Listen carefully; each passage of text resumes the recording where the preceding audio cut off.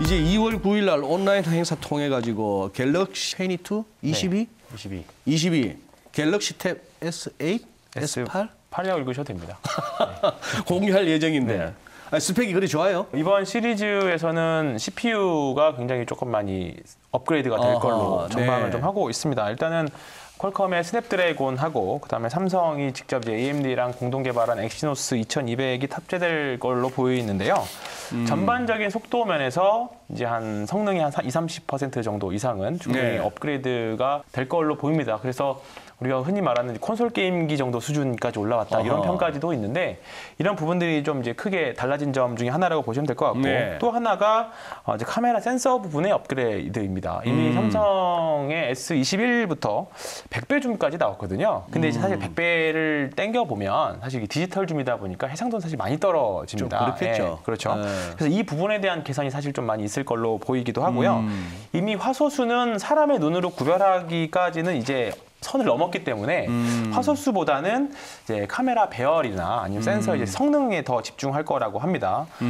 그래도 가장 하이엔드 모델인 이제 S22 울트라 기준으로 전면에 4천만 화소고요. 그죠?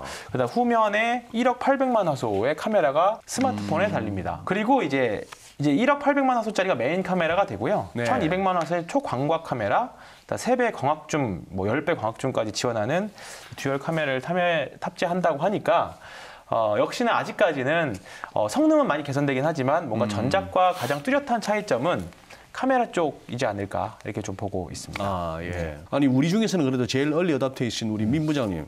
지금 어떻게 황 팀장님 설명을 하셨는데 어떻게 딱 필이 와요? 저는 이제 제일 관심 있는 부분은 지금 화면에서 보시는 이미지처럼 이제 저 펜 기능입니다. 이번에 이제 갤럭시 S22의 최상위 모델이 이제 울트라라는 모델인데 저 울트라 모델에 저 펜을 탑재하는 걸로 수납 공간도 들어가는 걸로 지금 예, 결정이 된 걸로 알고 있습니다. 그래서 갤럭시 S22 울트라는 갤럭시 노트를 계승한 모델이다라고 보시면 될 것 같습니다. 그래서 지난해 이제 갤럭시 노트 출시가 이제 없었죠. 단종이 됐었거든요. 그래서 많은 분들이 이제 노트 팬분들이 이제 실망을 하셨습니다.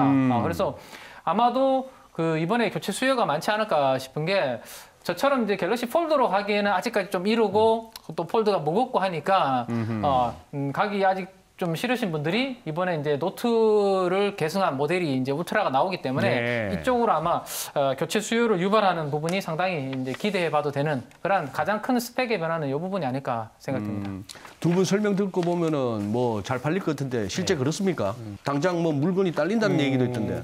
그거는 한번 공개를 해봐야 될 거긴 한데 일단은 이번에 갤럭시 S22 기본형이 99만 원 정도로 책정이 됐다라고 합니다. 근데 전작하고 가격이 비슷하게 형성이 됐습니다. 그러니까 사실 그동안 성능도 훨씬 많이 좋아지고 원자재 가격도 많이 올랐을 건데 가격이 거의 비슷하다라는 거는 실질적으로는 가격 인하와 같은 셈인 거죠. 그리고 애플은 올해 이제 가을에 아이폰 14가 나오는데 인플레를 반영하겠다라고 이미 밝혔었거든요. 그러니까 그렇게 생각해보면 어차피 원가 인상을 지금 불가피한 상황에서도 이제 판매 가격을 그대로 한다라는 거는 어느 정도 그동안의 스마트폰 시장에서의 가격 전략으로 한번 승부를 보겠다라는 삼성의 좀 입장이지 않을까 생각이 좀 들고 있습니다. 작년 4분기에 중화권에서도 그렇고 글로벌리하게도 애플한테 이제 1위제를 내줬거든요. 일부분 참여 이제 그리고 또 중국 현지 로컬 업체들 쪽에서도 굉장히 좀 따라온 부분들이기도 하고 그렇다 보니까 어차피 폴더블 폰에서는 삼성전자가 아직까지는 압도적인 점유율을 좀 가고 있긴 하지만 전체 판매량은 아직 적은 수준이잖아요. 그렇다 보니까 올 상반기에 나온 S22에서 좀 어느 정도 가격 전략으로 성능도 성능이지만 가격 전략으로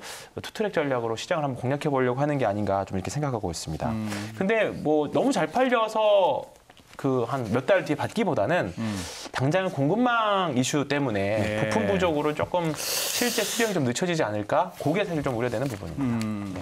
그런데 이제 전반적으로 스마트폰 전체 업황이 중요한 것 같아요. 이 뭐 교체 수요가 됐건 뭐가 됐건 이거 좀 사줘야 될 것 같은데 민 부장님 보시기에 어떻습니까? 2020년이 이제 코로나 이슈 때문에 워낙 안 좋았었기 때문에 기저 효과 때문에 2021년은 좀 사실 많이 좀 좋아졌었거든요. 그렇죠. 근데 올해는 2021년 대비해서는 그렇게 엄청나게 큰 성장을 보이기는 어려울 것 같습니다. 말씀하신 대로 워낙 성능이 좋고 이제 뭐 예전처럼 이제 교체 수요가 예전에는 교체 주기가 한 2년마다 바꿔줬어야 되는데 요즘은 뭐 3년, 4년은 기본적으로 쓰시는 분들이 많거든요. 그래서 폭발적인 성장은 기대하기 좀 힘들지 않겠나. 라는 생각을 해볼 수 있을 것 같고 또 최근에 이제 하나가 이제 공급망 이슈 중에 하나인데 애플은 사실 TSMC로부터 이제 AP라든지 이런 부분들을 원활하게 잘 조달을 받고 있기 때문에 잘하고 있습니다. 근데 삼성은 이제 좀 그러한 부분들에 있어서 조금 이슈가 이제 생길 수도 있다라는 이야기도 나오고 있고 하반기에 대해서야 아마 공급이 정상화되지 않겠나라는 이야기도 좀 나오고 있거든요. 그래서 크게 전년 대비해서 올해 아주 큰 폭으로 시장이 성장하기보다는 그냥 뭐 비슷한 정도의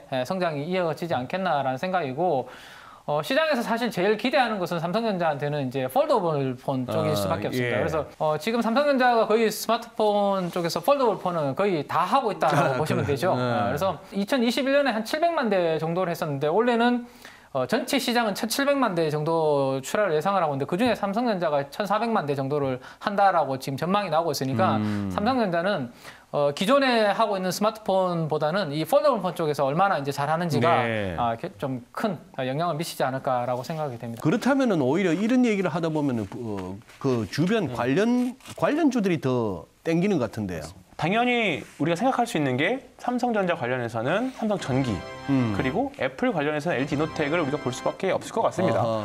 두 종목 모두 당연히 카메라 쪽으로도 연동되어 있고 그 외에도 뭐 MLCC라던가 여러 가지 또 추가적으로 자율주행이라던가 추가적인 확장 밸류에이션을 또 갖고 있기 때문에 일단은 두 종목 을 좀 기본 골자로 보시고 거기서 또 파생되는 종목들을 계속 관심 가지고 보셨으면 좋겠습니다. 이 스마트폰 관련주가 이 말고도 많잖아요, 민 부장님. 제가 이제 삼성전자 스마트폰 부품주 그리고 애플 이제 스마트폰 부품주 이렇게 이제 이미지를 한번 가지고 와봤는데요. 지금 보시는 것처럼 너무 많은 기업들이 저 서플라이 체인에 들어가 있다라고 보시면 그러네요. 네네. 그래서 제 오른쪽에 보시면 이제 카메라 관련주들이 이제 많이 있는데 카메라 스펙이 이제 많이 좋아지고 하면 당연히 이제 카메라 모듈도 비싸지면서 그 단가가 올라가기 때문에 카메라 관련주들은 좀 수혜를 볼 수 있겠다라고 생각을 해볼 수 있을 것 같고 그 아래쪽에 중간 정도에 보시면 케이스라고 표시가 되어 있습니다. 거기 제일 첫 종목이 조금 전에 우리가 이야기 나눴던 인탑스라는 종목이 저기에 딱 들어가 있죠. 그래서 삼성전자 스마트폰 출하량이 조금 회복이 되면 거기서 주력으로 이제 서플라이 체인에 있는 인탑스는 본업에서 잘 실적이 나올 수 있다. 애플 쪽에서는 역시나 뭐 가장 원픽은 카메라 모듈 쪽에 LG이노텍이 가장 잘하고 있는 기업이고, 그다음에 이제 예전에 인터플렉스라는 회사와 이제 경쟁을 하다가 인터플렉스가 조금 주춤하는 사이에 애플 쪽으로 확고하게 자리를 잡은 이제 BH라는 회사가 있습니다. BH가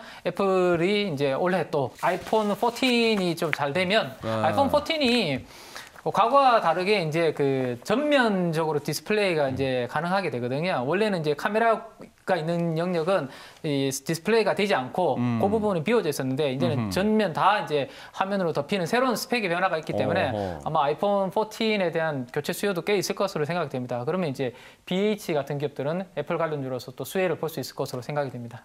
우리 황 팀장님은 또 밀면 하나만 미시잖아요. 서두에 힌트를 좀 드셨겠지만 카메라 쪽에서 저는 MC넥스 한번 골라봤습니다. MC넥스.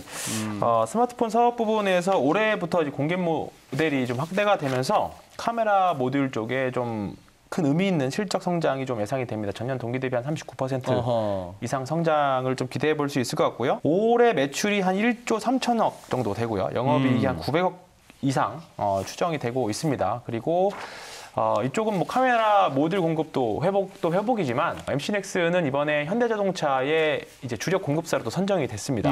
그러면 현대차로 카메라 공급을 왜 하겠습니까? 당연히 자율주행에 대한 이슈가 또 있겠죠. 그래서 스마트폰 시장 정상화와 더불어서 자율주행 개화 시대의 수혜주로 판단할 수 있을 것 같습니다. 그리고 실적도 올해 충분히 기대될 수 있는 시기이기도 하고 주가도 보시면 계속 그렇게 많이 오르지 않았거든요. 그래서 올해 안에는 한번 시장의 선택을 받을 수 있는 시기가 한 번은 올 거라고 생각하고 있습니다. 공부는 우리가 할게요. 민 부장님, 종목만 하나. 이번에 갤럭시 S22에서 가장 큰 스펙의 변화가 이제 펜이라고 말씀드렸지 않습니까? 펜이 이제 반응 속도가 3배나 이제 빨라지는 이번에 펜이 탑재가 되는데 그 펜을 구현하기 위해서 필요한 부품을 납품하는 회사가 인터플렉스입니다. 그러면 갤럭시 노트가 단종되면서 약간 그 부분에 있어서 실적이 약간 줄어들었었는데 다시 이제 그 부분이 이제 확대가 되면서 디지타이저라는 이 부품의 실적이 올라올 수 있는 인터플렉스를 저는 이번 갤럭시 S22의 수혜주로 말씀드릴 수 있을 것 같습니다.